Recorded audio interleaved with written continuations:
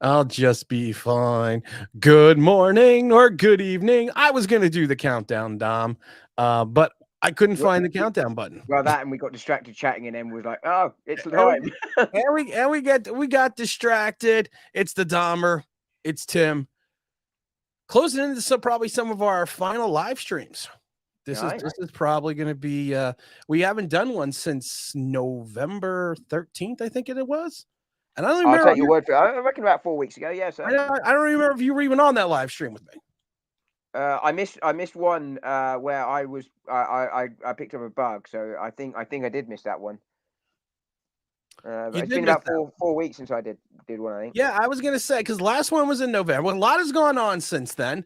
The Giants are now 0-2-1. Let's be painfully honest. The tie was probably deserved for those that watched the game. I was at the game. The Giants did not play to win. They played for the tie at the end. It was kind of gross. It was a little disgusting, to be honest.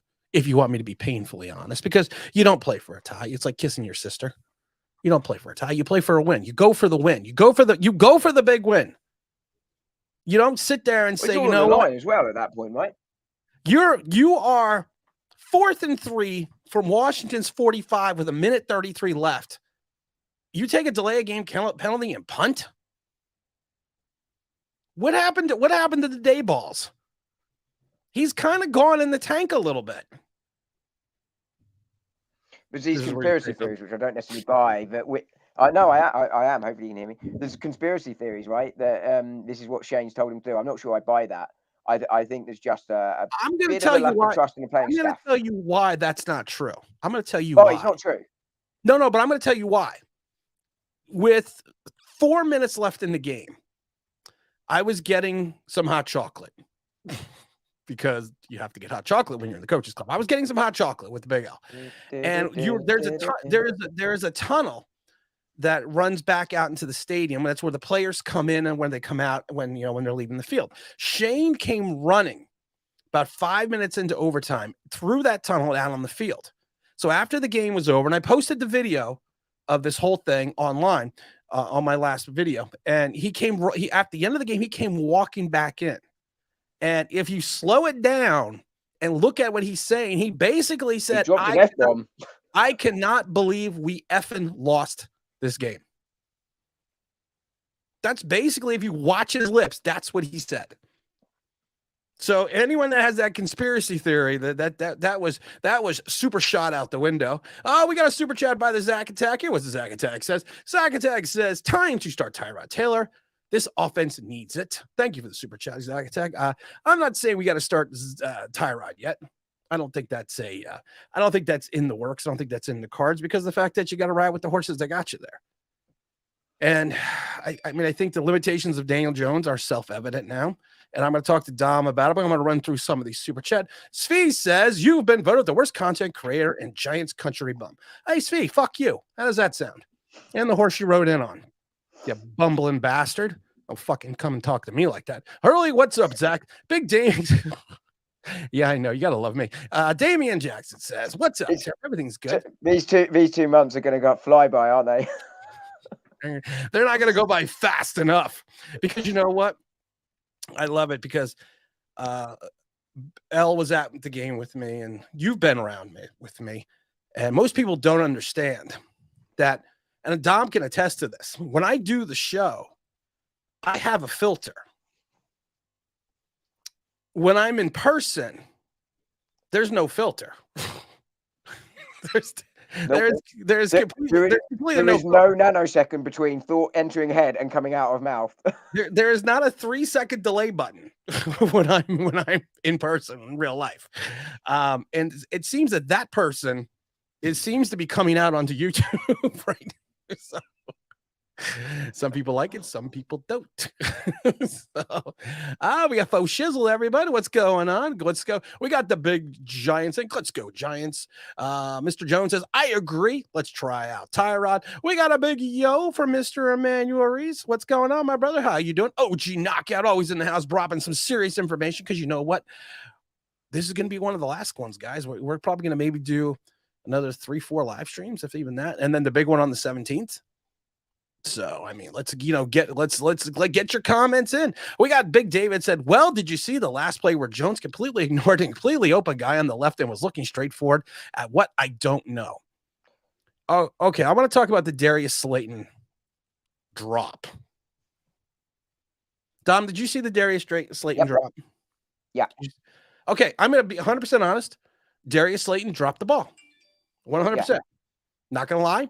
Not going to make an excuse for him, but you have a wide receiver who's got 2 steps on his defensive back, who's got an open field down to the sideline if he's running straight to his left, and your quarterback throws it towards the middle of the field where your wide receiver basically has to pirouette and extend backwards to catch the ball.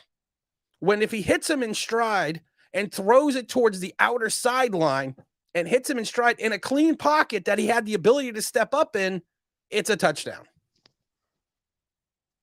I think that's a fair analysis. I mean, it is a drop, no question. But as you say, it shouldn't have. If the ball had been thrown in a different position where it would have been easier, then it could have been whether a touchdown or not is irrelevant. It would have almost certainly been a catch. There was no safety help. No, but you never know. You never know. You might fall over something daft. Well, it's unlikely. He might Daniel Jones it and trip at the 5. But yeah, it's unlikely, right? The throw was fine, but the throw was to the wrong place. It shouldn't have gone there. It should have gone elsewhere. It should have gone to the interior side, or excuse me, the exterior side of his left-hand side towards that sideline, not in the middle of the field. Yeah, it's like the throw to the middle of the field when it was thrown. I forget who it was thrown to, but into triple coverage. Mm-hmm. Had time. O-line was giving him time in the pocket. There was a man that he could have dunked it down to 6 yards. That would have been the throw. Ironically, the one he normally makes, a check down throw, was there. Open man, 6 yards, but no, went for the 15-yarder down the middle. It's again that processing just not there, is it? Well, I believe he completed 14 passes behind the line of scrimmage. I don't. Yeah, certainly on the flat. This was a stat. I can't remember if it was 13 or 14 passes, but it was either 13 and 14 that he completed behind the line of scrimmage. And Carl Banks, God bless his soul. He does the radio broadcast with Bob Papa, and you've been to the Coaches Club. And what they do is they pipe in. You have the TV broadcast, but they don't have the sound on for the TV. They have the Giants radio broadcast team broadcast, through the Coaches Club, and so you can, if you're in the club, you can listen to the game and still see it. And Carl, and I've said this before, he has been the biggest Giant homer I've seen for Daniel Jones and everything. And of course, he's the radio voice of the Giants. So of course, you're going to be a homer. But he turns around and he's been saying the last couple of weeks, Daniel Jones is not even looking downfield. He's checking down before he even looks downfield, and before and I could think of 4 different instances in the last 2 weeks where Carl Banks pointed out that Daniel Jones had guys open downfield and he didn't even look, that he just went right to the check down. That tells you something when Carl Banks is bringing that up. Yeah, as you say, he's paid by the Giants, right? And so he's gonna be positive, and that's absolutely fine. It's almost his job, right? He's the fanboy for the club, and that's what he's meant to do, right? That's his job. But yeah, I mean, but it's absolutely true. And I mean, you were saying earlier you wouldn't start Tyrod's. You'd get with Jones. And I think reality is that's what's going to happen. I think there will come a point though, if we are out of a playoff hunt, I think as long as we're in the playoff hunt, they're going to go with Jones. But if we're out, then I think you've got to look at what Tyrod does for next year. I think that if the Giants get desperate, let's say it's 28-10, middle of the third, on Sunday, I think Tyrod Taylor comes in the game because I think the Giants are looking for a spark. I have to give Dable credit. He didn't roll Kafka under the bus. He was asked today if he was going to take, or yesterday, if he was going to take over the play calling for Kafka. And he said, he said no. If this was a different regime, they would just fire the offensive coordinator. Bye-bye, Jason. Bye-bye, Jason. and move on from there and say it's all Jason's fault and Daniel Jones has nothing to do with it. This is a different regime. He basically said he's not taking over the play calling. Was some of the play calling weird and questionable? I think a lot of the play calling was predicated, and a lot of play calling the last 2.5 years has been predicated on the play of the quarterback and the ability and the rationale that we are not going to allow Daniel Jones to lose games for us. He is going to manage the situation. And we are not going to put him in a spot, because when it was time to throw, Dom, at the end of the game, when it was time to throw and it was time to go deep, the Giants threw 2 deep passes in a row. And the one was to Slayton. Was it 3? I thought, but no, 3. Anyway. I'm sorry, 3. You're right. 3 at the end of the game. 3 deep passes in a row. First of all 3 were short, and all 3, to you and I talked about this, were lollipopped. Everyone always forgets. So I always use the term lollipop. I use that term because it was a term that a coach used to use. When I played, they used this term, the lollipop, and I use the phrase, and most people that listen to the channel understand it. It just means he threw the ball with such an arc that if it's like going over the top of a lollipop. That's how he threw the ball on all 3 passes. Yeah, I mean, on the play calling, I think there were some questionable play calls, that Kafka in particular, but I think also on the defensive side of the ball, we probably need to learn from. I think some of it is execution. I think some of it is trying to make play calls that the team can't execute because of the talent level. But I think the philosophy-wise, it is predicated on the offensive side, predominantly on what the quarterback can and can't do, and it is limited. But you don't take Kafka off the play calling, right? No. You just don't. He might as well continue to learn. On the defense, though, Tay Crowder's got to shut up. Tay Crowder's just got to shut up and go away. He has the most missed tackles for the most yards allowed in the NFL at his position. Could that be the reason why you're not playing? Shocking. I mean, the missed tackles. No, that is an official stat. I'm not tackles for the most yards allowed at his position. I'm not questioning it. I mean, it is right. I mean, if Tay Crowder's your backup, he is your backup. Then you're okay. You can just about. Tay Crowder's going to be finding me a drill bit at Home Depot. But he ain't coming back. He ain't coming back next year. No way is he coming back. He's not coming back next year. Not for us anyway. Michael said God, we missed some tackles on Sunday. I gotta read these things first. The hell's your problem? It's great that you tell it like it is on the Giants. Thank you, Michael. I try. Some people don't like it, but you know what? I don't care. Look, watch the face of someone that cares. Watch the face of someone that doesn't care. There you go. Have you been getting Botox again? Yes, I have. Show me happy. Show me sad. Show me angry. See? Botox. Botox RFD says, hey, Tim, finally made it to a live stream. You did finally make it to a live stream. Welcome back. Gonna miss you having around for the common sense. Yeah, well, you know what? I like common sense. I think common sense is important. Let's see what Jeff has to say. Jeff says, Tim, listen, there are only 2 teams in the NFC out of the 4 will make in the wild card. Here it is, the Giants, Washington, Seattle. Just as I see it, here's the thing about the playoff picture right now. The Giants are holding on to the last spot.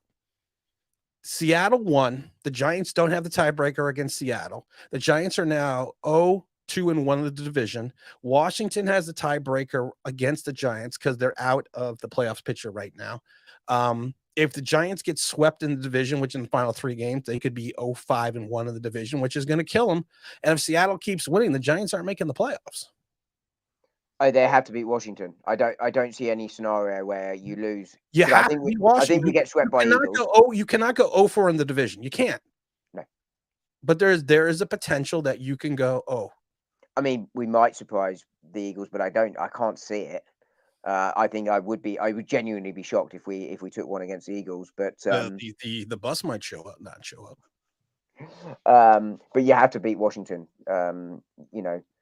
Seattle, and I wouldn't necessarily rule out Green Bay. I think they might have left it too late, but you couldn't rule them out. Come on, 4-17 Warriors, 5-10 All Pros. Danny Dumpoffs will be a legend. Maybe not for the right reasons. Maybe not for the right reasons. Let's see. RFL says, my dad and brother defended Jones in the offseason. And just like that, what you said, when you see it live, you see how many wide open guys Daniel Jones doesn't even look down the field. Rookies would look better downfield. And I think that is a true point, Dom. Besides the games I couldn't make because I was sick, I've been to every home game. And the furthest back that I've sat at the home game is the 17th row. And he's usually anywhere between the 50 and the 45, I said. And you see the whole field. You get a good view of the entire field. And it's very distressing to watch Daniel Jones, because you don't see this on television, but it's very distressing to watch Daniel Jones play at times, because you see him go back and he just dumps it off. And if you look downfield, and it's funny though, because when I see Big L's got some comments, so I got to get to Big L too. When you see him just dump it off, it's like, why didn't you look down for a second? Because what I started doing is I kind of knew we were all, and L was laughing because I was kind of, and so was the Irish Rover, because I was calling the plays at one point. I was like, it's gonna be a rollout, tight end rollout, play action rollout, do this, blah, blah, blah. And I was right probably like 80% of the time. But I stopped watching the play and I started watching the wide receivers. And there was multitudes of occasions where he had guys open downfield that he didn't even look. He didn't even pick up his head. And that's kind of scary. And I don't think you see this on television. I mean, you can see the stillness. You can see him just not look at all. But as you say, when you're live compared to when you're not, you can see it much better.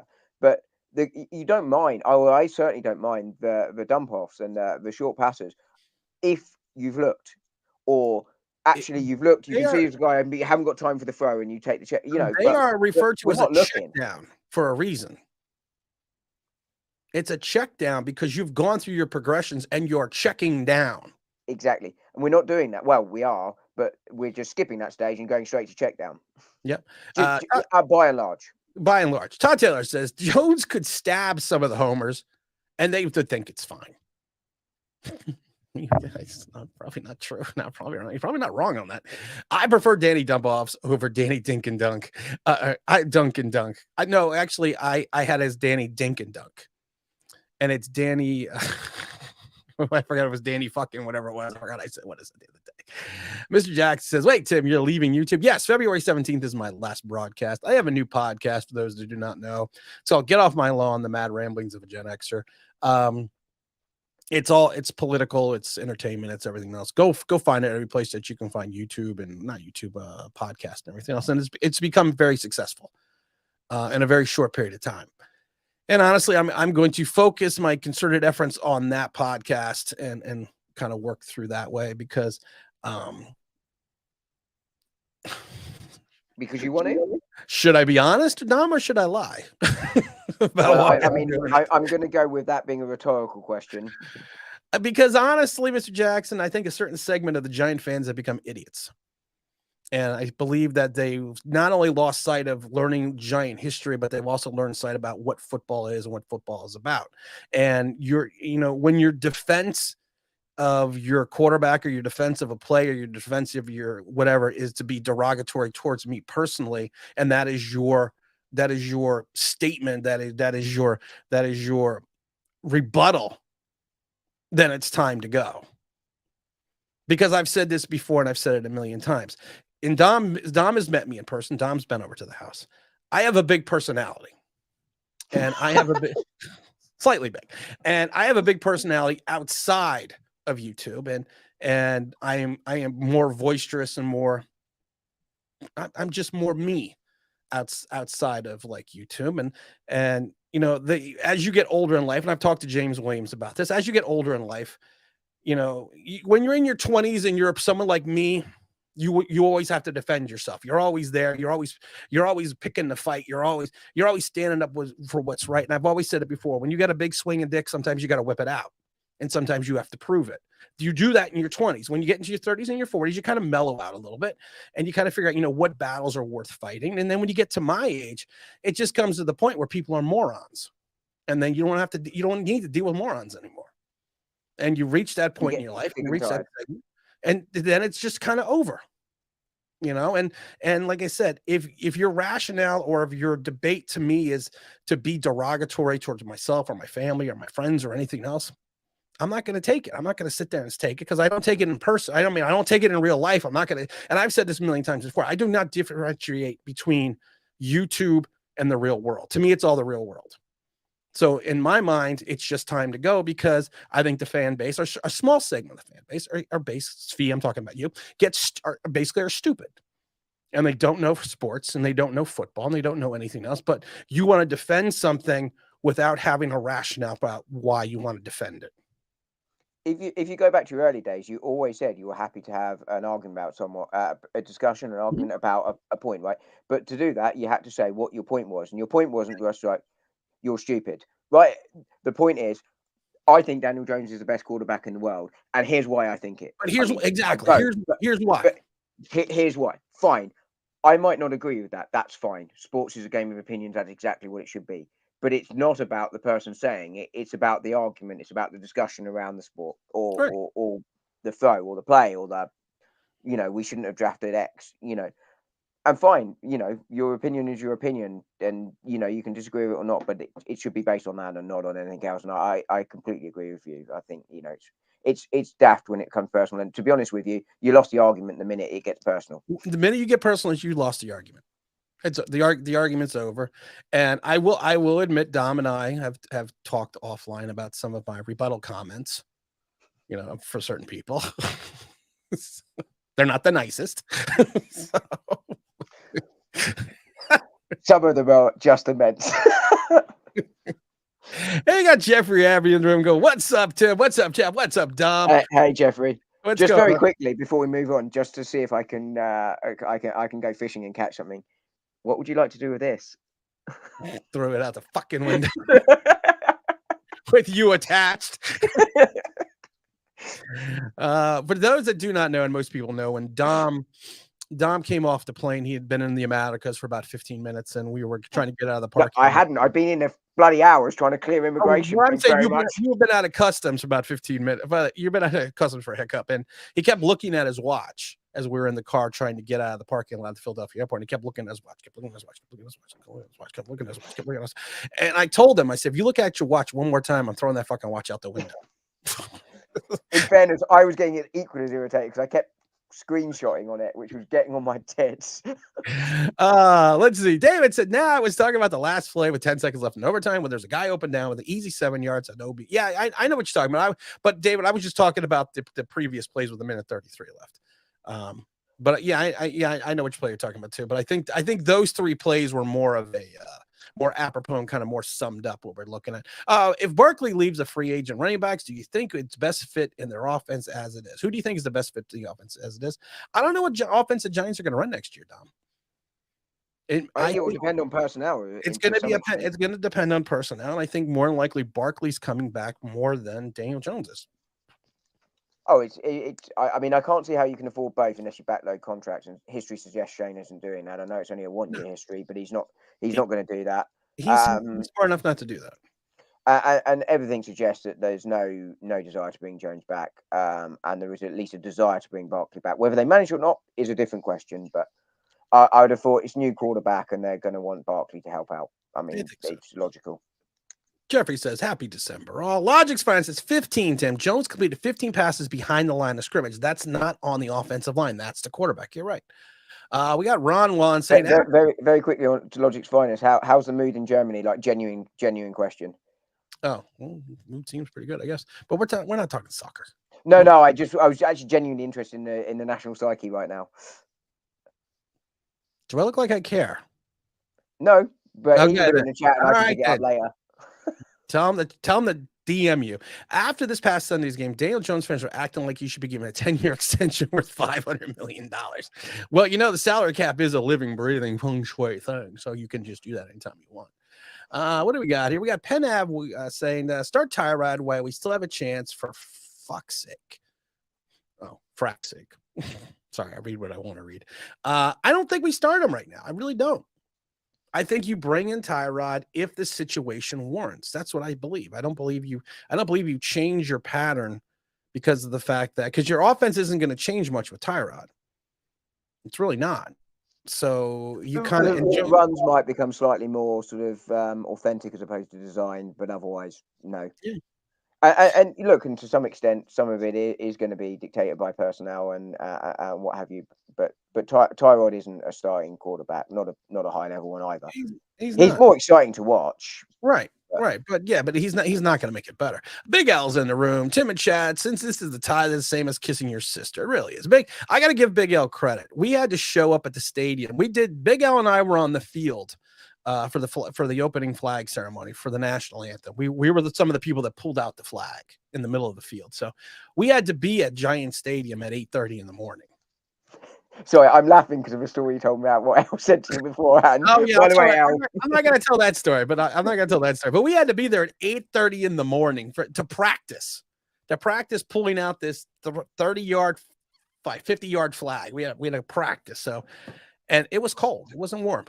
We had to be there butt ass early to do this. It was a lot of fun. It was fun. And it's a different experience to be on the field for the opening ceremony. I mean, at one point I was standing a foot away from Sam Howell, who was drafted by the Washington team. And I was standing also right next to Tyler Heineke. So I even told Elle at one point, I said, you think how much trouble you think I would get in if I accidentally just kind of kicked him in the shin, so, I was holding an American flag. What is he going to do? Go after the guy holding an American flag because someone kicked him in the shin? To be honest with you, the space our secondary gave the wide receiver to throw, and it wouldn't have mattered who was the quarterback. They could have found him. We're going to get into Zion Gilbert in a little bit. Jeffrey says, stop investing in number 8. 4 years now, the offense has stunk every year. We got OG Knockout also dropping it and says, it's all Daniel Jones. To me, we struggle every year on offense with him being the quarterback. Honestly, if you think about this and you look at this, there is always one, and we've had so many problems offensively, Don, for the last 3 years. We've made multitudes of personnel changes, multitude of player changes, multitudes of coaching changes, but there has been one constant this entire time. 2 constants.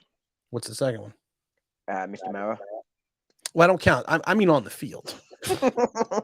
But there has been one constant on this team the last 3 seasons with multitudes of changes all the time. And don't forget the like button. We're only at 20 likes. Get the likes. I mean, I don't think we've always got it right around Daniel Jones either. But Daniel Jones, as you say, is the one constant. It's not going to happen under him. It's not going to happen. And if you look, teams moving on after 2 years, and we're still here after 4, and officially having a debate about whether he continues or not. I think it's done. I mean, Shane and Dable made their decision. When you're still debating in year 4, if someone is your quarterback, what does that tell you? Exactly. I mean, look, New York Jets, they're clearly not in love with Zach Wilson right now. Baker Mayfield, has he been released or is just about to be released by the Panthers? He's been released. Exactly. Teams are making quick decisions on quarterbacks right now. Rightly or wrongly, I mean, that's what they are. But 4 years is way too long. It's not the 1990s anymore. No, it's not like back even in the 80s where you drafted a quarterback in the first round. They may not even play for 3 years. They may not even sniff the field for 3-4 years before they got their start. Before they went on starts. It's not like that. Montana, New York says, if I get a petition for you to not leave in February, would it work? We will miss you, pal. No, it wouldn't work. The only way it's going to work, and Big L knows this, there is one way that I will stay past February. Someone has you, and Big L said he's going to work on this. She has to get Daniel Jones to call in to the show. That is the only way I'll stay. Who's got a really, really clever voice synthesizer thing that can make it look? No, because I know the numbers for the New York Giants. I know their telephone numbers, so I know if it's truthful or not. And I also know people in the in the community staff because we've been hanging out stadium. Brandon says, Tim, please explain to Daniel Jones dumb fans that he isn't coming back. He's not coming back. Was that a good explanation? I mean, he's not. I mean, we've been through it before. Why he's not coming back? We all know why he's not coming back. He's not any good. What if Saquon rang in? What's that? What if Saquon rang in? No. But baby Saquon would love to speak to him. Daniel Jones or Leonard Williams has to call. Is that so you can press the button? Yes. King of the almost sack. Yes. If Leonard Williams calls in, I will then do it. What about David Sills? We all love David Sills. Oh, no, I don't want the dangerous David Sills. Blair wants to say, you can say they won't let Jones lose the game, but he isn't letting him throw. Here's the problem. I'm going to stop it right. He isn't letting him throw the ball down. There's guys open downfield. He's checking down. He's using his check down as the first option. I am at the games. I am sitting in the stands. I see people doing this. Well, I'm a wide receiver. Look at me. Look at me. He's not even looking. This is the thing that kills me still to this day, and I don't understand why every team hasn't figured it out yet. The Giants' game plan is play action, roll out to the right. Daniel Jones either runs or throws 6 yards or throws to a screen to a running back. That's their option. But the problem is on these rollout plays, there's also guys downfield. He's not even looking. I mean, it's partly why the performance have dropped off, right? I mean, because everyone knows what we're going to do now, and Saquon is very capable, right? We all know what a good player he is. But if you're stacking the box against him, he's going to be limited in what he can do. And I thought he had some really nice runs actually against Washington. But he was run 18 times, yeah. and Breeder and Brightwell didn't run once. I mean, although we know we're going to run, we still got to run more. And then you might be able to go, do you know what? Let's run more, make them come up, and then Daniel Jones, see if you can throw it over the top. But as you say, even when we have got a play call to go over the top, he's not looking. He's just checking it down. The worst thing was 3 weeks ago, Brian Daboll was asked the question, if the Giants have to throw 35 times in a game to win, can you win the game? He said no. He said, I don't think we can. Cutting. He says, I don't think we can win the game if we have to throw the ball 35 times. What does that tell you? Exactly. That is a cutting. That is as close to the biggest criticism you could say of your quarterback. And they're not going to go out and overtly criticize him because that's not what you do to your quarterback when he's and that's what I don't get. What people like, well, the staff really likes him because they never say anything bad about him. Brian Daboll. They don't say anything great about him either. Brian Daboll's going to sit there and go, well, my quarterback sucks. And he's not going to be here next year. But you know what? We're going to throw him out there and see if we win. Look at the way they talk about Jones, and then look at the way they talk about, say, Saquon Barkley. The key factor to me about Shane was this, and Shane did an interview a couple of weeks back, and he mentioned the fact that. Sorry, do you want me to just grab some water just before we talk about Jones? Take the time off. He mentioned the fact that this was before the bye week, that he was not going to have any contract discussions after the bye week. And he had already been in contact with Saquon Barkley's management team about an extension, but they were cutting the cutoff was going to be the end of the bye week. And he basically said he has yet to talk to Daniel Jones's team in reference to his management team. Oh, but he said yet, so he might. No, because he didn't. Because it was after the bye week. I was joking. I know. We got to drop it. Have a super chat, by the way. I know, and I got so many messages I got to get there. I'm so behind. The pimp name Slickback says, we need wide receivers to unlock Daniel Jones. Oh, please realize we said that 2 years ago. Did everyone forget us overpaying Kenny G and drafting Tony? And don't forget Wan'Dale Robinson, who I mentioned and said he would not survive this season. Does anyone want to talk about that? But don't worry, Odell will come in and save us. He'll find. Now Odell is saying that he is not coming back until mid-January. He's not coming back this year. Jerry Jones says he's not coming back till January. And he's not coming here. He's not coming here. We don't have money. Part of me doesn't want him to come back here. I quite like the memories of Odell because he's not the player he was. You know what? That's even better. The memories of Odell are better than the realization. And we got my old friend here. Like it's Hakeem. Like Raheem. What was it again? It's not Kareem, it's Hareem. You know what? I'm not good with names. I'm gonna call you. I always forget. From now on. I'm not gonna call him Bob. I've been getting your name wrong forever. And now I forgot how to pronounce it. It's not Raheem. I know that, but we had this conversation. You're going to be G Money. That's your name. You're going to be G Money. I was going to call you KY, but that's just not right. So you're G Money. Okay, G Money. What's up? He must feel so loved right now. I laugh though because I always make up nicknames for people. you know, and I always call people by the nickname. So I always call Big L Big L. And we were at the game, and he sent me something. Big L sent me something, and you know, and it came in on my phone. And it came up. I'm not going to say his real name because I know his real name, and it came up on my phone as his real name. And he's like, he goes, well, that's my real name, and his real name starts with an L. And I kept trying to explain to him, I'm calling you Big L because the first letter in your name is an L. It's just so much easier for me. I think you said to me when I mentioned like some names in my phone book, it's like, if anyone ever gets hold of your phone, you are so screwed. I did. So you do the same thing. No one in my phone book is under their actual name. Their actual name. Like Dom is dumbass. So, yeah. You know, oh, dumbass. I thought it was short ass. Dumbass is calling again. I thought it was short ass. That's what she said. Oh, you're gonna My miss ass it. is fine, by the way. Huh? My ass is fine, by the way. Your ass is fine. It's peachy. That's what she said. Sorry.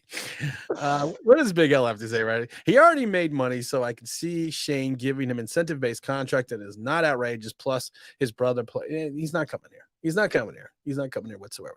What does Penhav have to say? Penhav says that the stats are a player's actions being recorded, and the stats say that since 2019, he is one of the worst quarterbacks in the NFL. How can you justify him being a good quarterback? You can't, because and I love it because then they use the Panty Boys use advanced stats. That was always my favorite. Well, the advanced stats, because like the regular stats say he's either the 31st or 32nd quarterback ranked in the league, but they use advanced stats.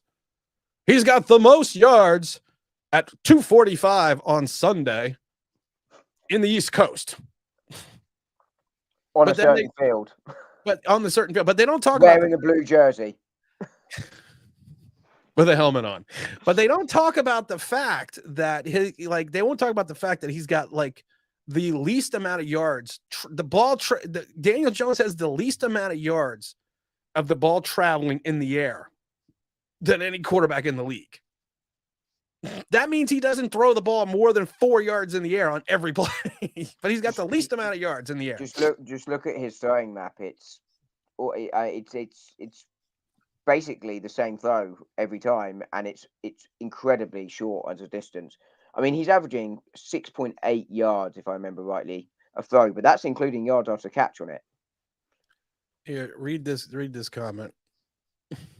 The mood in Germany is basically the same as before the World Cup. Many people are fed up with the team. The DFB leadership turned the team into an NGO that is represented basically everywhere but the German. Basically everyone but the German. Yeah, I imagine they're fairly upset right now. Okay, that was good. I'm going to live the dream till Saturday when my dream ends. Jeffrey says, I'd be happy with David Carr or Derek Carr. But mobility playing. David Carr, less so. Yeah, I was gonna say David Carr, not so much. Don't forget to hit the like button. We're at 25 likes, and I got to run upstairs in the second time, so you're gonna have to take over for 2 minutes. I gotta turn on the oven, and stick my head in it, so I don't have to listen to Daniel Jones fans anymore. Oh dear Lord, leaving me in charge, that's always worrying. That's always the worst thing. Let's see here.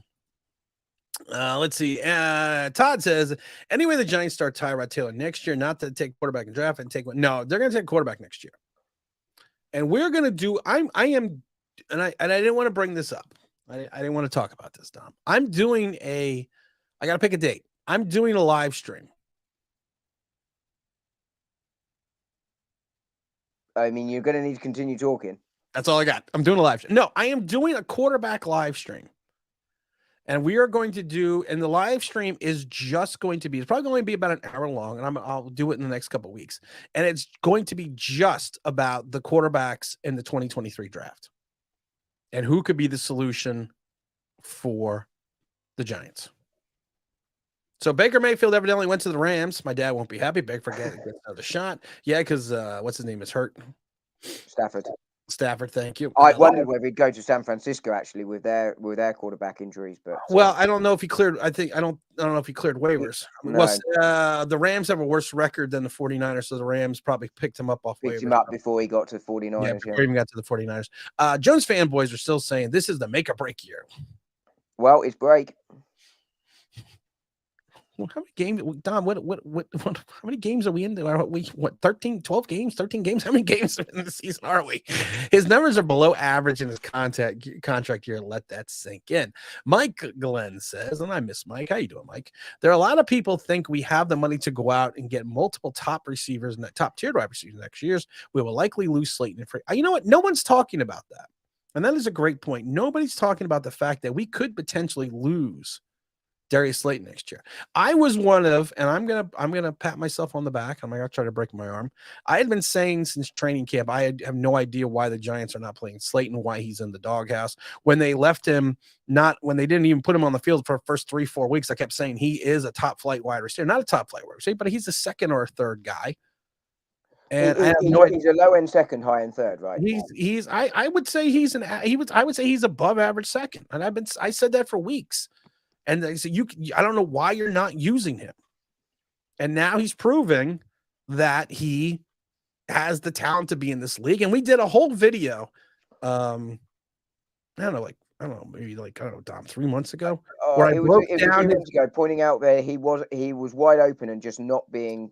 I also did a video that talked about his 2021 season. How he had a serendipitous drop off, but the reasons why. And so people need to go back and look at that, and also go follow Get Off My Lawn, the Mad Ramblings of a Gen Xer. It's a podcast. Any place for podcaster.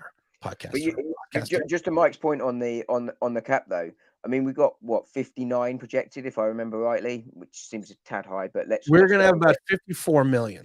Yeah, I was going to say it seemed a tad high, but whatever, call it 60 if you want. It doesn't really matter. But you're going to have to do Barkley. You're going to have to do Thomas. You're going to, have to plug a lot of holes. There is not a lot. There is not a lot. Contracts coming up as well. Exactly.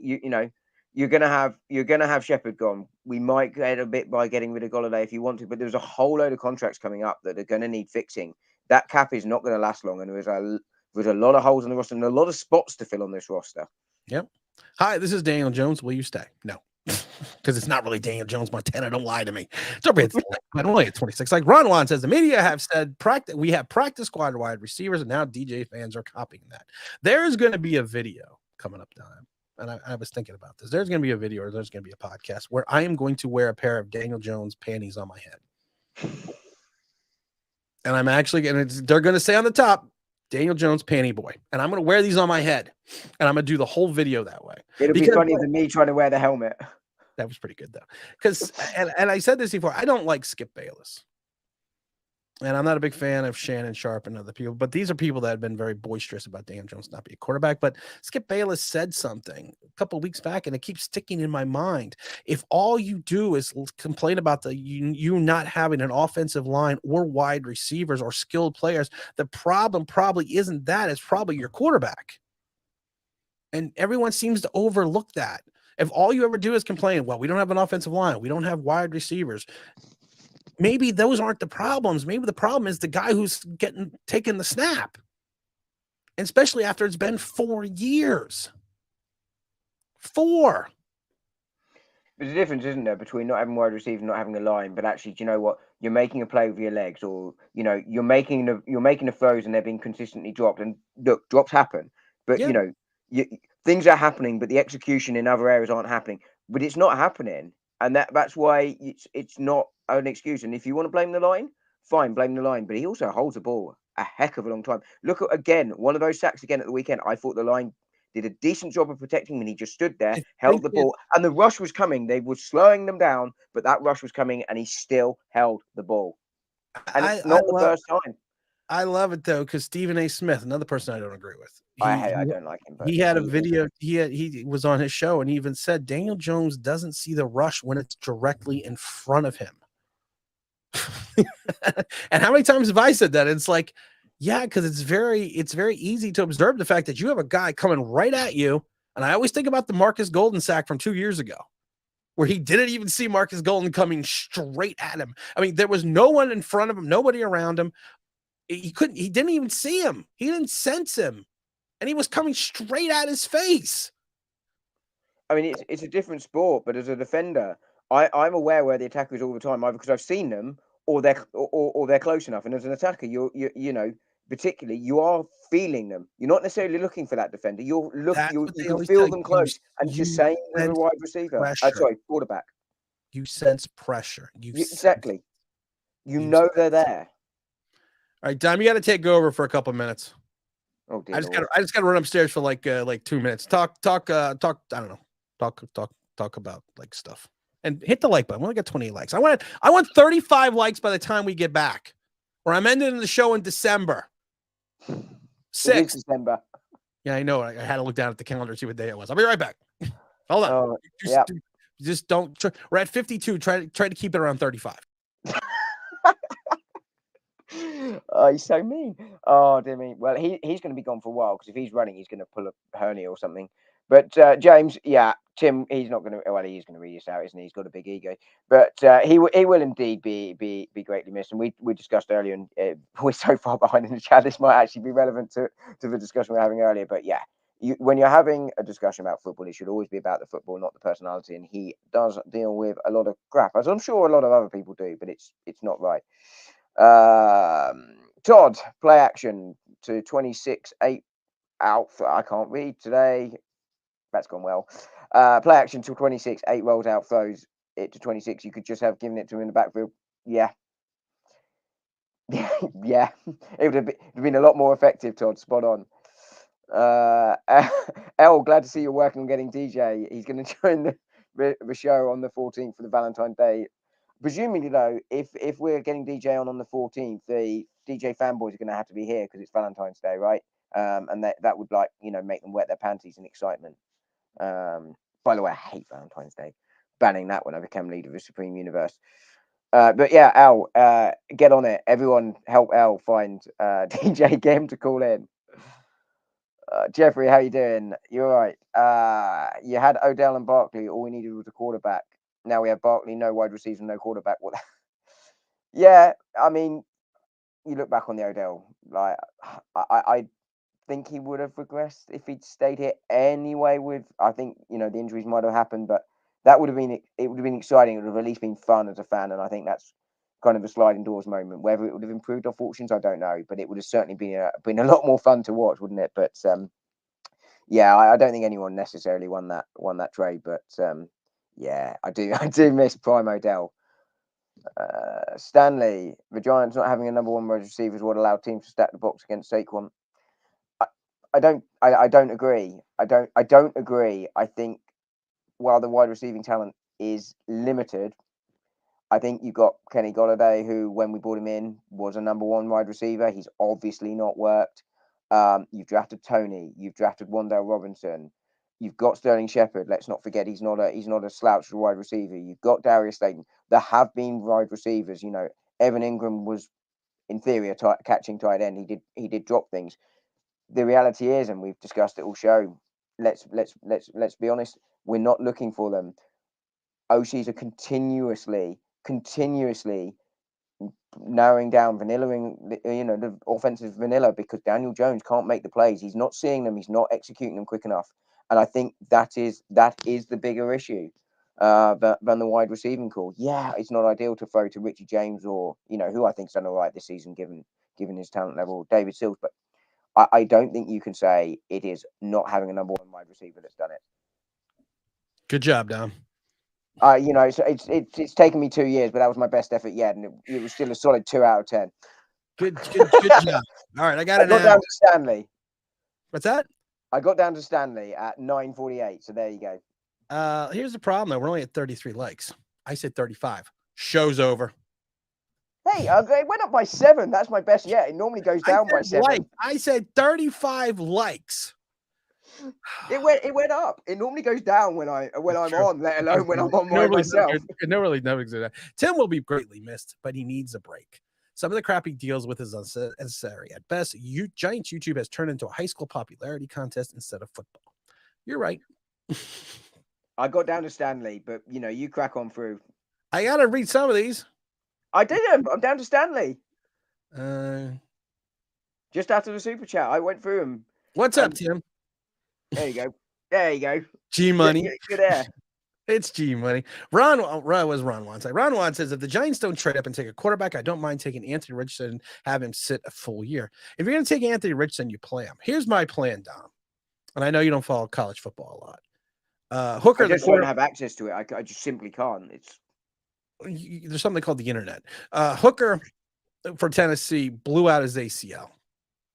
It reminds me of Jalen Smith hurting himself in the bowl game for Notre Dame. I'm taking Hooker in the second or third round. I'm going to let Tyrod Taylor play for the first 8 to 9 weeks next year. And then I'm turning around and putting Hooker into the game when he's healthy. I thought you would. I knew you were a Hooker fan. I wondered whether that might be part of your plan, because Tyrod's capable of being your bridge quarterback. Tyrod Taylor is capable of being a bridge for like 8 weeks.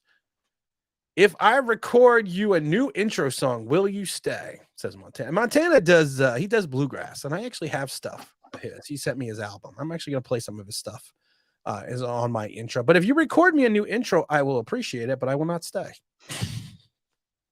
I'm very appreciative.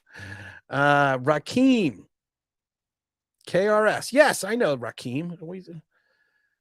Okay, hold on. What do we got here? Let's draft Anthony Richardson and have him throw to Richie James and David Sills. No, here's the problem. Here's the thing that kind of gets me mad about, Dom. Another thing. I know this is shocking to you. Shane and Dable picked this wide receiving core. These were their guys. They thought they could win with these guys. So why are people all of a sudden saying our wide receivers and everything are terrible when your general manager and head coach, with the input of your offensive coordinator, picked this receiving core? Do you think some of it was predicated on cap though, right? Where we didn't have it.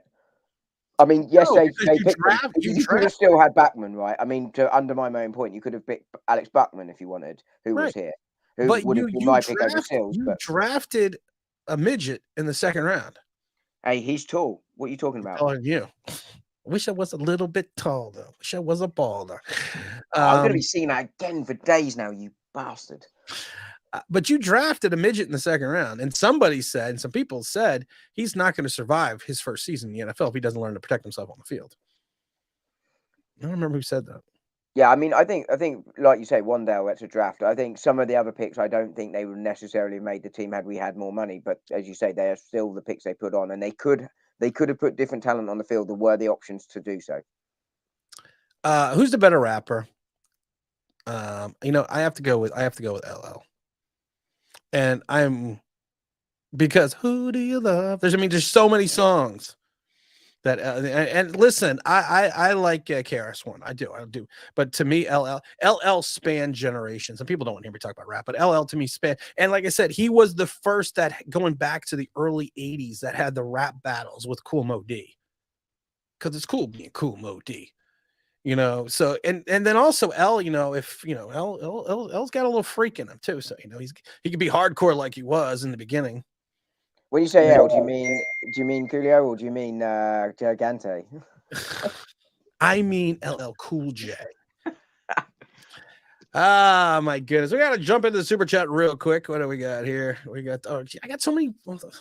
God, I got so many things I got to get to. Okay. What do we say? What do we got here? What are the quarterbacks do you like in the draft? Dom, do I answer this question? Because it is a super chat. But I'm going to do a show about quarterbacks. So is that going to ruin my show? Why don't you give one other that you like? Hooker. No, I said one other because we all know Hooker. But I don't know if this is going to... I don't know if that's going to ruin my show. We haven't recorded it yet. No, but it's going to be a live stream. What do you think, Dom? Should I give one more? I mean, yeah. Okay, why don't you give your thoughts on, say, you've already talked about him a little bit, but maybe a little bit further on Richardson then. That way you're not saying who you like, but you're just giving a little gem on your thoughts on Richardson since he keeps coming up. I'm going to say a name that I like, and it's going to be Is it Mrs. Online Big Blue? I love Mrs. Online Big Blue. She tolerates me. Mrs. Online Big Blue is the one that wants me to quit. And I don't disagree with her. I agree with her 100%. She's tired of the nonsense too. Cameron Ward, Washington State Cougars. I'm telling people, Cameron Ward, 3-year starter at Washington State. He had a better season in 2021 where he threw for over 4,600 yards, 47 touchdowns, and 10 interceptions. He is a guy that he's not going to be a guy that's going to motor. He's going to be more your prototypical pocket passer. He's not going to be Josh Allen. People are going to say he's 6'2", and he's probably college 6'2", which means he's more like 6 feet. But I'm telling you, there is something, and he's had an off season this year. He's not where he was a year before. But I'm telling you right there, I like the kid. Washington State Cougars. Just going to throw that out there. Not saying I would draft him, but I'm just saying if someone's asking me, that's what I'm thinking. Just to be clear, it's the Washington State Cougars, not the Wild Dogs. Not the Wild Dogs. Hooker scares me that he's 25. I'm not scared. He's not like he's Chris Winkie, who was like 32 or 34 when he came out. 25 is still no age. I mean, he's not Brandon Whedon, who was 27 when he came out. No, 25. And you know what? I found this. If you want to talk about physical maturity, he's at the perfect age to be a quarterback. And there's been plenty of quarterbacks who came in as rookies who excelled.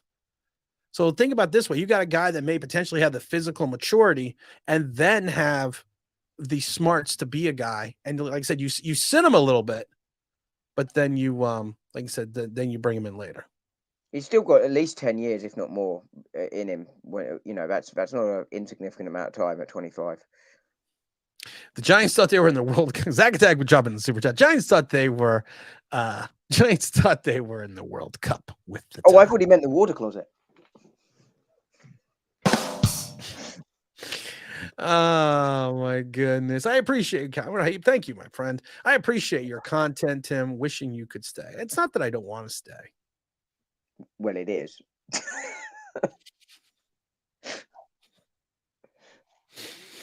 Shut up.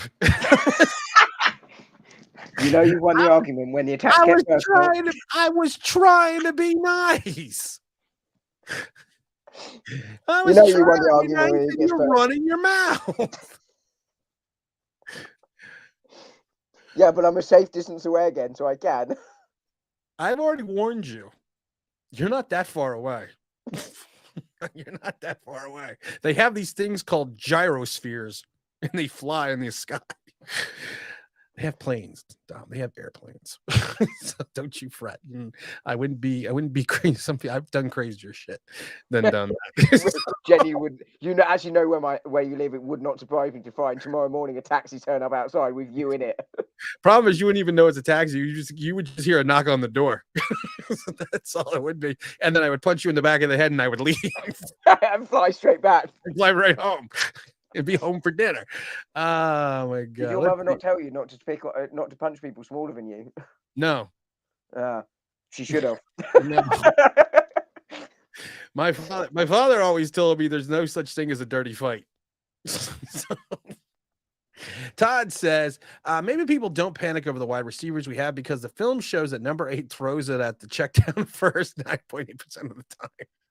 Todd, I hate to dispute. That's what she said. I think you'll find it's 9.9. He's not wrong, though. I mean, he's not wrong. He is wrong. It's 9.9 out of 10. It's 9.9. You're true. You're okay. You're wrong. You're wrong. Let's see here. Winkie had some good years in Carolina. No, Winkie had bad years in Carolina. Winkie was a bad quarterback in Carolina. Winkie was horrible in Carolina. To be honest with you, I just can't get past Winkie. Winkie was. I know. You're so bad. James says, I'm gonna find out how much you know about football. Who is a better wide receiver, Golden Tate or Julian Edelman? Neither of them are playing right now. so who's a better right now? Let me help James out. Who was the better wide receiver? I was gonna say who was the better wide receiver. James, I miss you, man. James has been busy. James has had stuff going on, and I don't get to talk to James much the last week. So get your shit to James. James, get your shit together and call him. I talked to him yesterday, though. I can't really say that. We got everyone coming out. Those that do not know, on December 18th, Dom, there's a big what would you call it?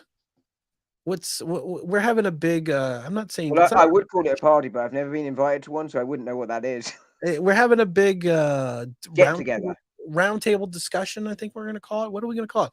We have a bunch of people coming out on December 18th. We're doing a live stream to my house. It's going to be James Williams, Big L, T Brad, LJ, and OGR Sports are all coming to Casa de Online Big Blue.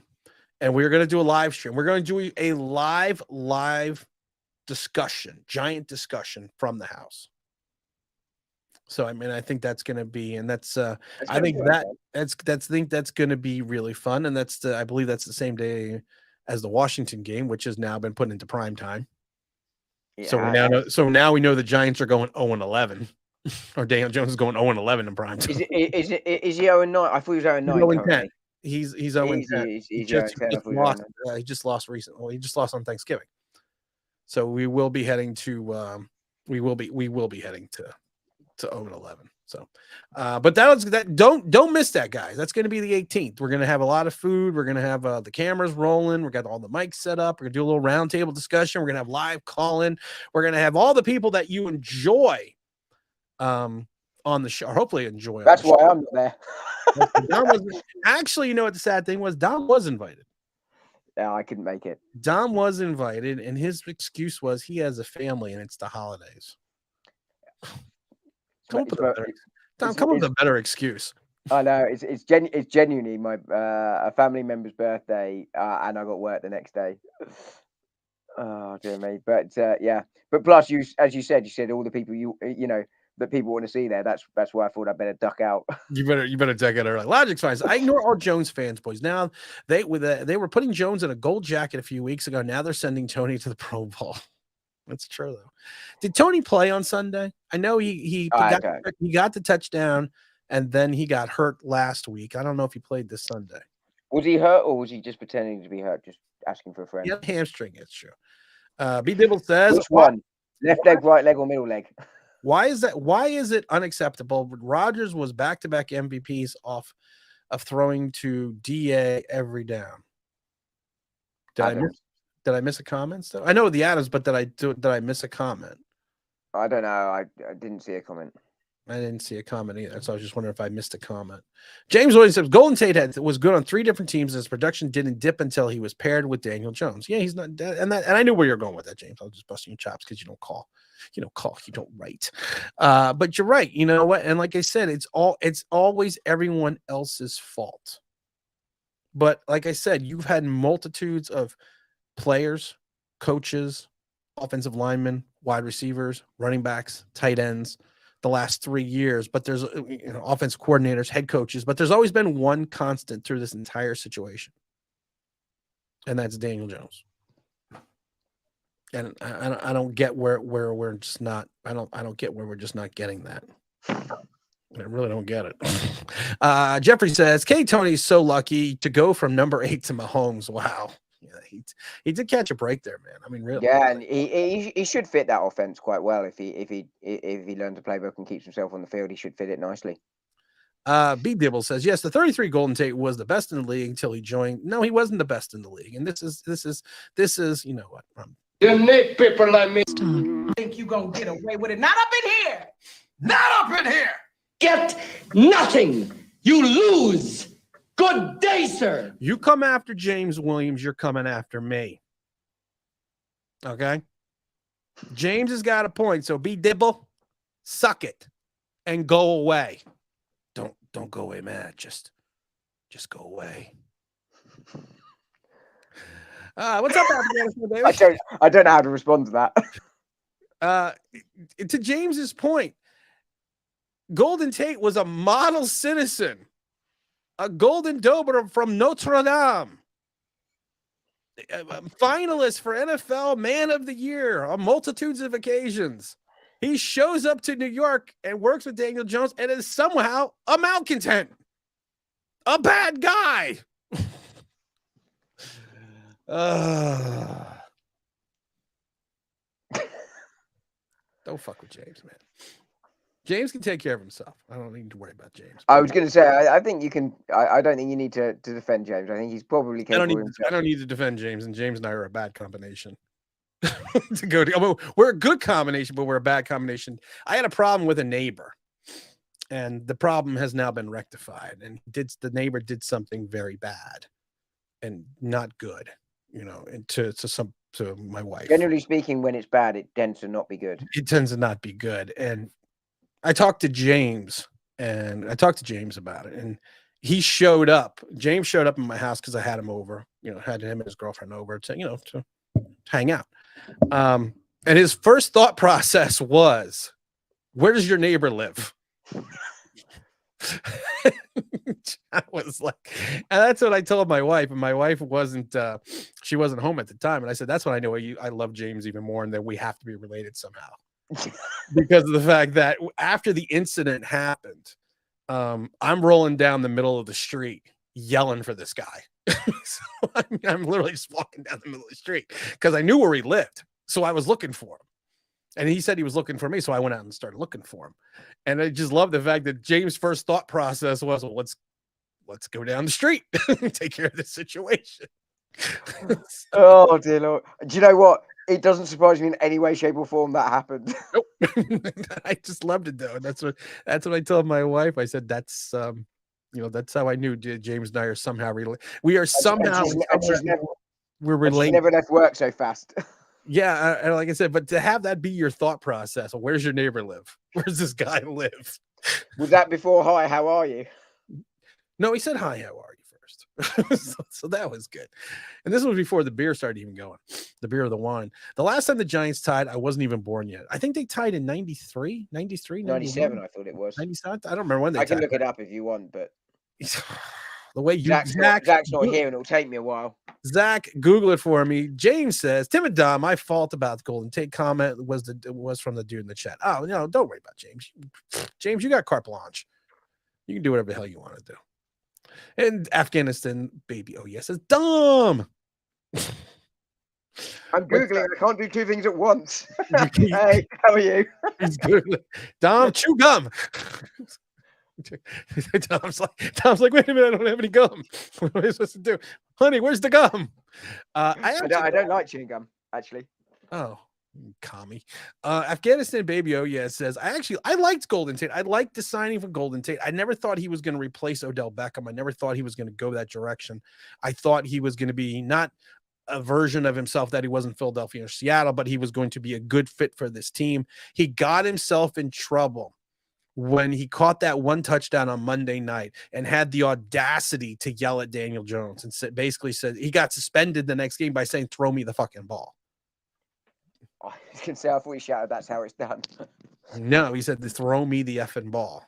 97, by the way, it was. 90. It was 97. So Gene Wilder was the man. What are we talking about Gene Wilder for? I saw that. I was like, where did that come from? Gene Wilder. I don't know. I like Gene Wilder. He was funny. He did a lot of good movies with Stir Crazy with Mr. Pryor. Let's see here. What's Mr. Alvarez says? Mr. Alvarez says there was a reason Golden Tate said get me the ball. Yeah, he did, because he wasn't getting the ball. Yeah.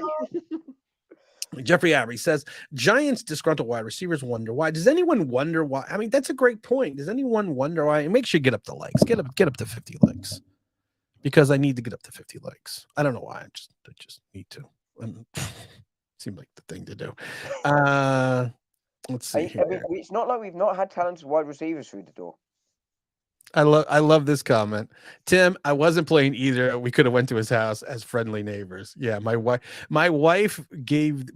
had to go to the beach when James and his girlfriend came over because my son was invited to go stay at the beach for a couple days, and it was the summer, so she had to leave. And one of her, I guess, rules, we'll say rules, was the fact that I was not supposed to get in trouble with James. She didn't really specify what trouble. I hate to point out the obvious, but that was a waste of time. That was a waste of time. Well, you know, it was funny when I went walking down the street. I had already called the cops. And I told, yeah, I know I'm not that bright. I never said I was bright. And I told her, I said, well, I'm going to go outside and wait for the police. And she was like, you're not going to walk down there, are you? You're not going to walk down the street, are you? I said, no. No, I'm going to jog gently. I said, no, I'm not going to do that. I said, no, honey, I've matured. I'm not going to do that. So I closed the door and I walked outside and I just went zoom to the other way. I was like, yeah, I'm walking down there. Oh dear Lord. I know it's. I mean, she must have known, right? I mean, I think she did. I think she did. She's usually the 99% of the time. She's usually the voice of reason in my head, my wife. And that's why I love her so much, because she's that person. I've told the story where we had we took someone else. I mean, I told the story where we had a situation and she left me in the middle of the situation. It was a very bad situation, and she got upset, and her and a neighbor left, and she left me. And I was confused because she's never left before.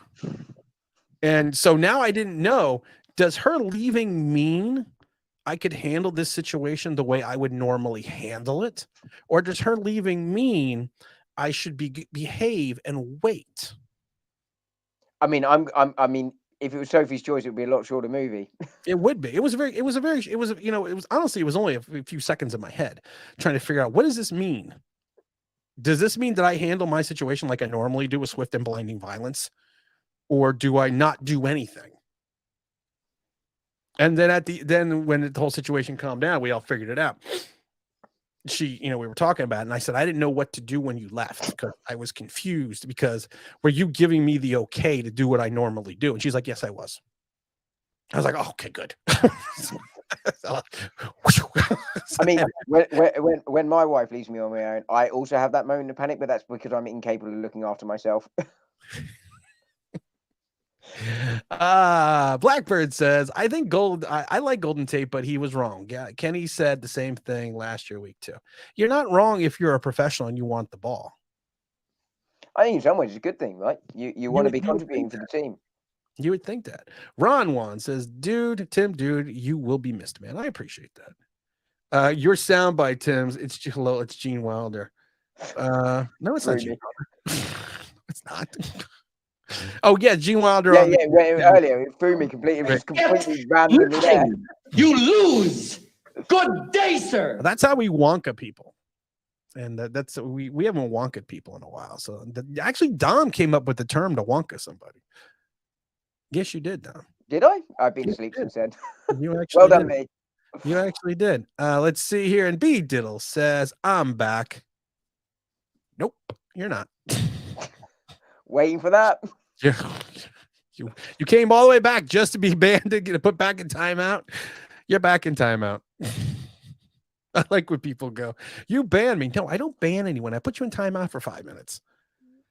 Darius Jones says, I would like to know who would replace Daniel Jones based on who is available in the mid-20s in the NFL draft. Don't think he's the guy out. There's plenty of guys out there in this draft coming up. I'm not saying this draft is 2004. I'm not saying this draft is 1983. I'm also saying this. How many people thought that Eli Manning was going to be a giant in 2004? Eli Manning? Well, yeah, besides the fact that Eli Manning. But how many, should rephrase that? How many fans thought that? I wouldn't have thought a lot, right? He was destined to go elsewhere, and he threw his toys out the pram, and he ended up a giant. He did, and that's crazy. Ron Wannell says the quarterback is the most important position we need to upgrade first. Dom, do you think the quarterback is the most important position to upgrade first? Because I do think that it is. I said last year in the draft, and this is important that I remain consistent. I said I could live with the last draft not being a quarterback to plug a few holes because there were so many. But you can only do that for one season. You can't do it again this year. This year there has to be the quarterback upgrade. Last year I could live with it. I wouldn't have minded the quarterback, but I was fine with not doing it. But this year it's quite clear that we have to. And I haven't changed my opinion on Jones. I always knew that Jones was not going to be the answer this year, but I could live with it.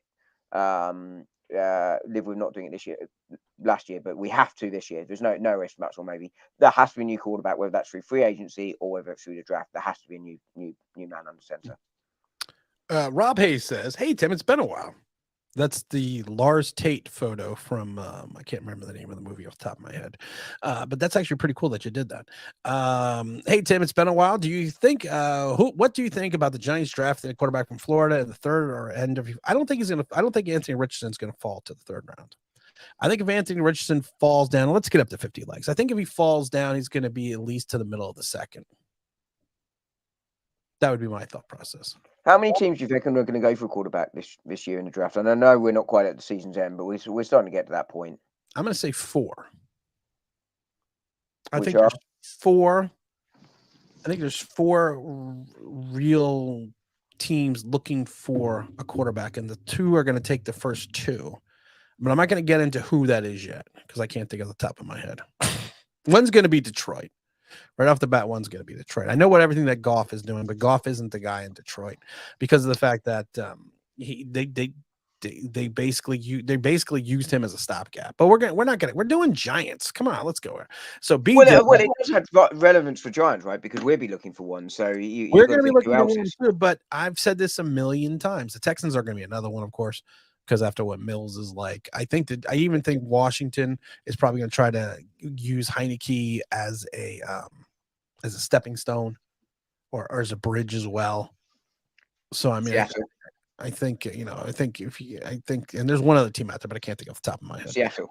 Seattle, thank you, the Seahawks. Even though Carolina, you know what's interesting about Carolina? I don't know what the hell Carolina's going to do. I mean, they don't either. I think that is the problem. I don't think Carolina knows what they're going to do. B Dibble says, so we want Tyrod to start the Eagle game. I believe if you refer to your earlier comments, you will say that you didn't say that. You wanted Daniel Jones to start. People don't listen. People don't fucking listen. Let's see. What does Penn Ave have to say again? Penn Ave has been really rocking it out lately. I don't even know who Penn Ave even is. Definitely tune into the the live quarterback live stream. I'm excited for April. Shane's going to bring in this guy. Shane and Dable are going to bring in the guy. It's not going to be, I don't think it's going to be Josh Allen-esque, but they are going to bring in their guy. You live or die by your quarterback, and they're going to live and die by their own decision, not the one they inherited. Why not start him? Because you don't start a guy. Last week was the most important game of the year. That is now gone by the wayside because we tied. And now this week is the most important game of the year. You're not going to make a quarterback change against a divisional opponent at home when you have 2 more divisional games on the road when you're 0-4 in the division right now. So you're not going to make any type of change at quarterback right now. Unless it's like I said, if the Giants are down 28-10, it's the middle of the third quarter. I would not be shocked to see number 2 warming up because you're going to need a spark. And I'm not talking the energy drink. I mean, I didn't know that was one, but touche. I'm not sure that's one either, but it sounded good. Todd says, "What's given what he's done this year? How many QBs told to do the same thing would be worse than Jones? Not many. You know what's funny? And I laugh. We're about to find out. I laugh because Justin Fields the last 4 weeks has had statistically." As having the same type of run that Daniel Jones has, except he had more yards rushing. And all you heard was you cannot sustainably win games by doing what they're doing in Chicago. With Justin Fields throwing for 140 and rushing for 110. You can't win games sustainably on the NFL doing that. I heard that from Giant fans. Who were also saying that we were going to the playoffs playing the way we were playing, which was, identical. And then I take Fields over Jones. Then I laugh because it's like, wait a minute, Daniel Jones did the same thing during our streak. Irish Rover, did you really just put in a?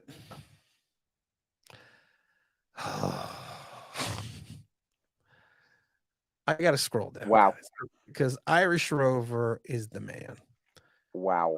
Irish Rover, because those that do not know, we are, I am having we're gonna do a thing where the last game of the season, which is New Year's Day, on New Year's Day I will be with you again. We are taking a bunch of I'm gonna take at least 3 people into the coaches club again, like I did with Dom and Big L and LJ. And we're gonna go in the coaches club. We're gonna do the last game. We're, like I said, you're gonna get to hang out with me, and we're gonna hang out. And we've been taking all the super chats for this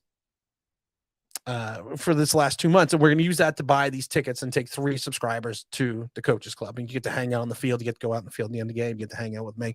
And Irish Rover actually came down a couple of weeks ago, flew in from parts unknown to hang out with me, and we didn't have coaches club tickets that day, and I bought coaches club tickets from the parking lot. And Irish Rover is a veteran, and it was Veteran Appreciation Day, so I went to show my appreciation by having him going to the coaches club and getting that complete fan experience. And like I said, he flew far. He didn't fly as far as Dom, but he flew far away to come in just to hang out with me and see some family. So it was great. And his generosity right now is to this, and it's Tim, use the super chat to fund your generous goal to bring subscribers to the coaches club, an experience I will remember forever. And Dom, you've been to the coaches club. I mean, what sucked for you is at the end of when you're in the coaches club, at the end of the game, you get to go out on the field. You get to go out on the field where they just played. But the problem is we did it on preseason, and they only let you out for like 15 minutes. At the end of a regular season game, you could be out there for like an hour and just hang out on the field. So, I mean, and that's kind of what I wanted Mr. Rover to experience, because the fact, like I said, he's a Giant fan going way back, and it was salute to service day, and it was just it was a great time, and like I said, I really appreciate him flying in for it. So, but I mean, and to I've been on the field multitudes of times, Doms. I've been on the field at major college stadiums playing. So it's always been interesting when I go on the field. I always say it's special, even just to step on the field. But just your experience of going on the field, someone that's never been on an NFL field, never been on football as an NFL football field or college football field. What was your experience, that moment, not only when you stepped out, the first time when you walk through those doors, but actually having the ability to go onto the field and just be at Giant Stadium? I mean, firstly, hats off, every compliment under the sun to Irish Rover for that generous super chat. That's really special, and shows what you mean to a lot of people. In terms of being on the field, yeah, it's an amazing experience, right? I mean, you fly all that way. It's great to hang out with you and your family, and it's an experience I'll never forget. And it was an amazing time. But stepping out on that field, it's just an incredible feeling. You're never going to do it for real, right, in a game, and that's the closest you're never going to get to it. But just sort of feeling the atmosphere and the excitement and the buzz around, even if it was for me 15 minutes as opposed to an hour. Was incredible. It really was incredible. You don't get to do that at football stadiums, and I mean our football this time in this country, and I don't think you get to do it at the UK games or either for the NFL games. So to be able to do that and experience that is just incredible, and it really was an experience that as Irish Rover says, I won't ever forget. It was incredible, and I can't believe you made it happen for me. It was amazing, and Irish Rover, that's incredible. Well done, man. Brilliant. Yes. Fantastic. I mean, that's, like I said, that is beyond. And it was funny though, because he had mentioned that he wanted to make a contribution to the event, and I told him, I said, you don't have to. I said, don't worry about it. You don't have to. Like I said, I don't bring people out to the stadium.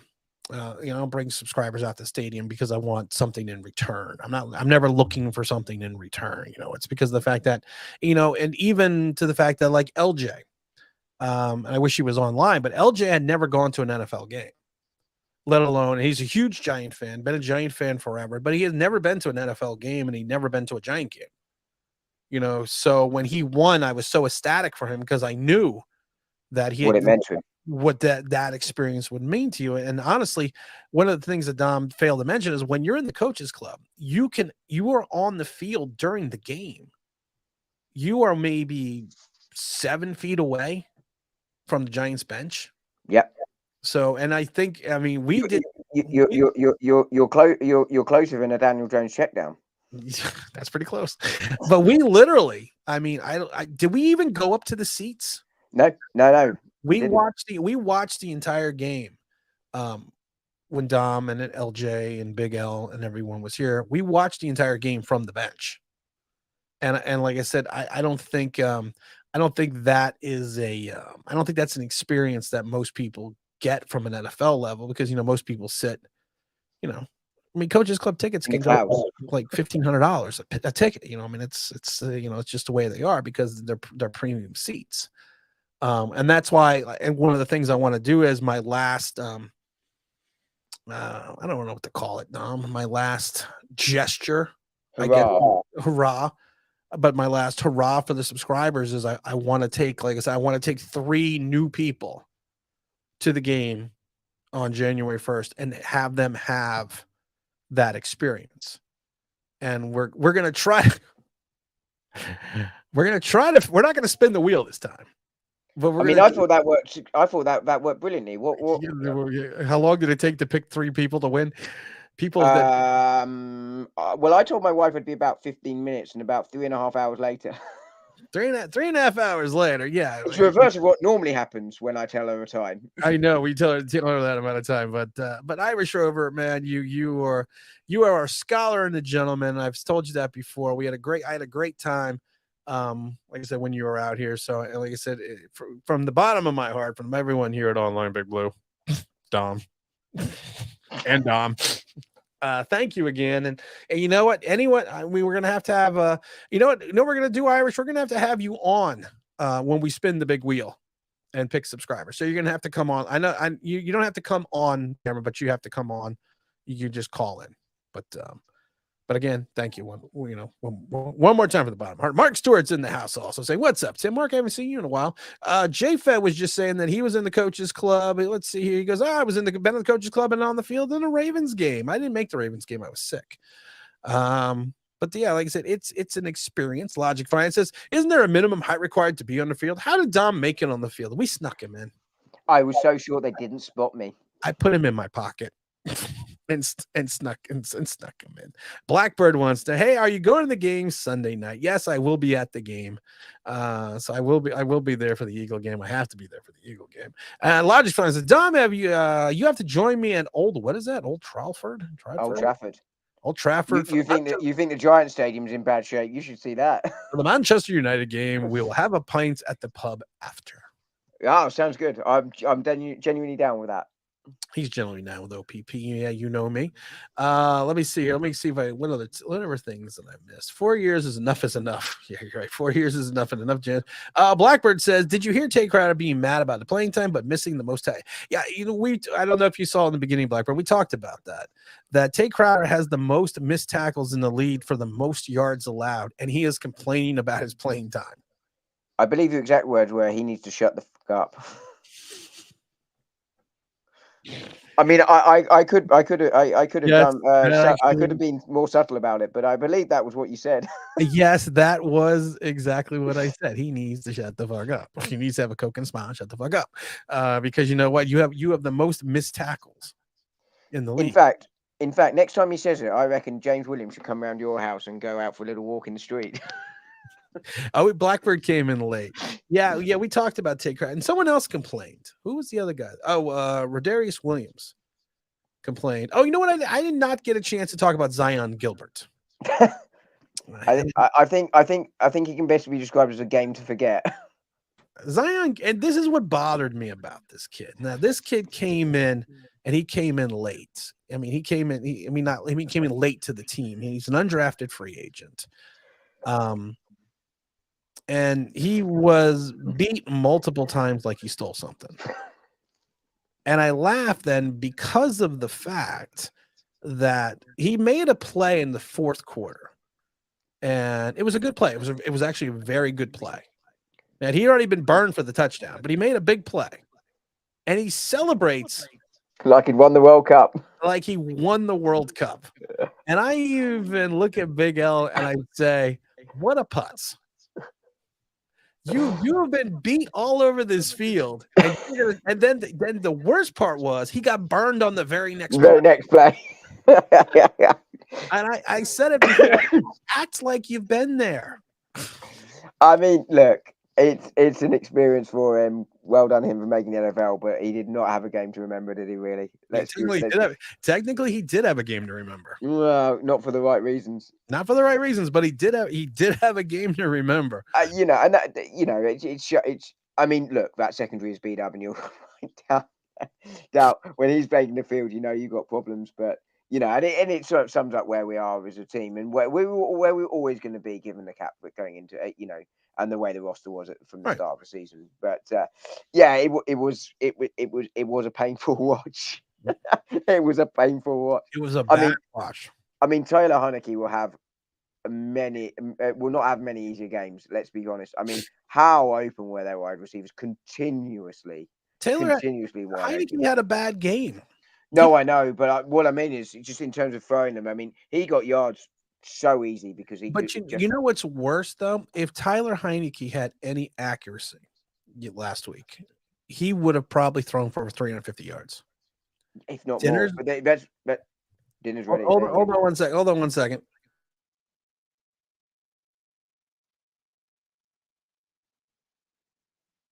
I could talk, but it's quite funny watching him watch.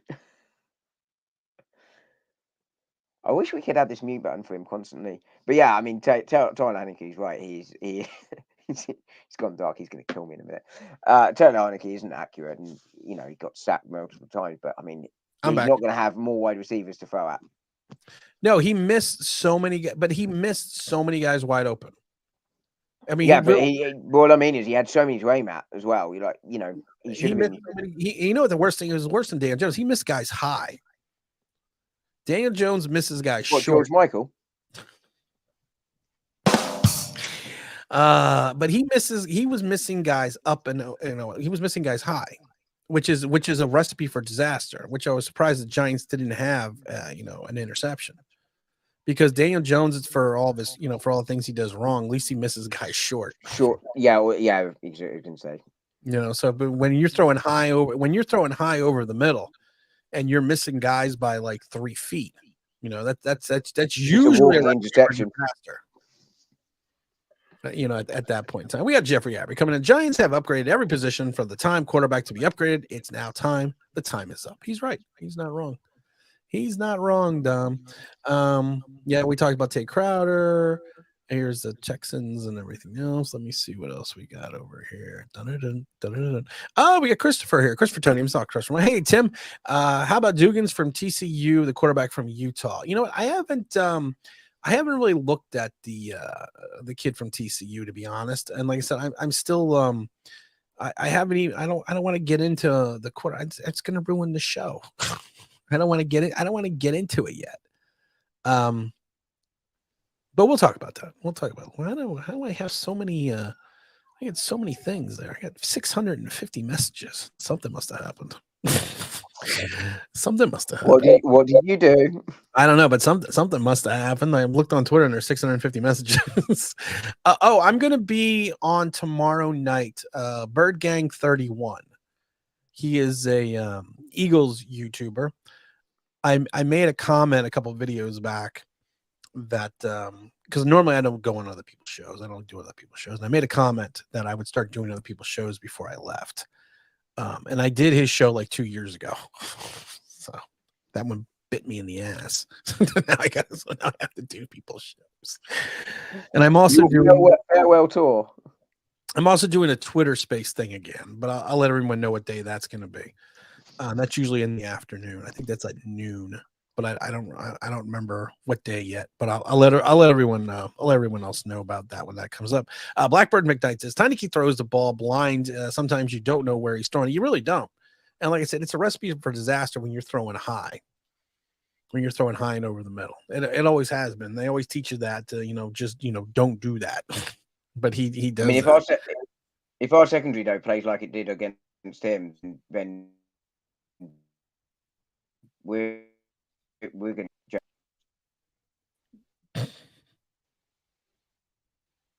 I'm just acting like I'm frozen because Dom's frozen. Dom, are you there? I Now did you're moving. genuinely freeze. Yeah, I'm here. I know you did. That's let's see. Blackbird wants to know, will OBJ sign with the Giants? No, he's not gonna sign with the Giants. Oh, what's we got here? Newsboy says, where's my One Piece fans at? What does that mean? Okay, we don't know. Mike Glenn says, huge mistake by the Dallas Cowboys, along with each other team, committing a ton of penalties of 0 wins. Yeah, you're right. You're not wrong. There was, you know what? We need to focus. We do need to focus. We need to focus on Sunday. And we have to go from there. I mean, you might have a video out this later in the week, but One I mean, I Piece don't is see us beating Eagles, but how would the Giants go about trying to beat the Eagles? I mean, apart from scoring more points than them. We're scoring more points. One Piece is a show. Sorry. Oh, okay. That's like cool hip slang. I'm old. I love how you read all the comments. I try to read all the comments. I really do try to read all the comments. The only thing worse than you reading comments is me attempting to read them because I couldn't speak when you went to turn the oven on. And I appreciate that news, but like I said, we try to read as many comments as we possibly can. Let's see. But seriously, Tim, what do you think the game plan would be? How would you try? Hold on, I gotta get to Jeff's comments. Shut up. Tim, do you think Jones will be gone after 2022? Yes. Okay, no, the next one. How do we beat the Eagles? We score more points. Their bus doesn't show up. They get a flat tire on 95 coming in from Philadelphia. We pray really, really hard. We switch the ball from a football to a soccer ball. Oh, you mean you do a Brady? We do a Brady. Allegedly. We deflate the ball a little bit. You have to slow down Brown and Smith. You have to figure out a way to maintain Jalen Hurts and keep him in the pocket and don't let him get out and be what he does and what he does well, which is kind of improvise. You need to figure out a way to stop the run off tackle. And then at the end of the day, we've been so successful with that over the last few years. Yeah, and then you have to hope that their defense has an off game because they have so much talent. You got big play Slay, you got Bradbury, you got the Jordan Davis, they have so many different valuable weapons on both sides of the ball that it's going to be an interesting dichotomy about how this game is going to break down. And you have to hope that Hurts just, like I said, you got to maintain him, keep him in the pocket and don't let him get outside. And you have to worry about the fact that Kayvon Thibodeau has to go from getting the almost sack to actually getting some sacks. Do you think that will come over time? I think so. He's a rookie. And like I said before, I said at the beginning of the season, he said he's going to get 17 sacks. And I said, if you're going to be cocky, you need to back it up. And you want to be that arrogant. And I've talked about it many times. You want to be that arrogant. You need to. In fairness to him, though, when he said that, he had spoken to Leo, who thought an almost sack was a sack, and that's where he got the 17 number from. He got confused. he got confused a little bit. But our secondary is suspect. We're not going to maintain. We're not going to contain. We couldn't contain Samuels or McLaren. We're not AJ Brown and Smith are going to kill us. It was a risk at the start of the year when Adoree Jackson was fit as CB1, and And I don't think Jackson's had a bad season, but now he's out. It's beyond threadbare. What we need, we need to hope for, and I'm checking right now. We need hope for rain. I'm not joking. We need a rainstorm. I'm laughing because I've just got images of you going out on your lawn after this and just starting to do a rain dance. Starting to do the rain dance. What is the weather for Sunday? Oh, here we go. 38% chance of showers. 44 degrees. We need rain. We need something. We need something to slow down their offense. We really do. I'm not joking. But we really do. Maybe the Turf Monster could take a liking to them. The Turf Monster can says Mike Glenn said this Giant team really beating Philadelphia would truly be a miracle of the Meadowlands. You're very right about that. Jeffrey Actor also says Kadarius Toney, James Bradbury were smart to exit the team. So is Barkley is the Mother Teresa, and he has number 8's back as well. How crazy nice is Barkley? Barkley is crazy nice. He rang the bell today, didn't he? The stock exchange bell. Yeah, he did. He did today. I think is that why my Amazon stock went down $3? Oh, that's probably something we did. I know, that's funny. A thunderstorm and a blackout. I like this one. Hit Brown with a golf cart during warm-ups accidentally all the time. I've already said it when I was on the field on Sunday. The first thought process I had when I was standing right next to Tyler Heineke is I could kick him in the shin.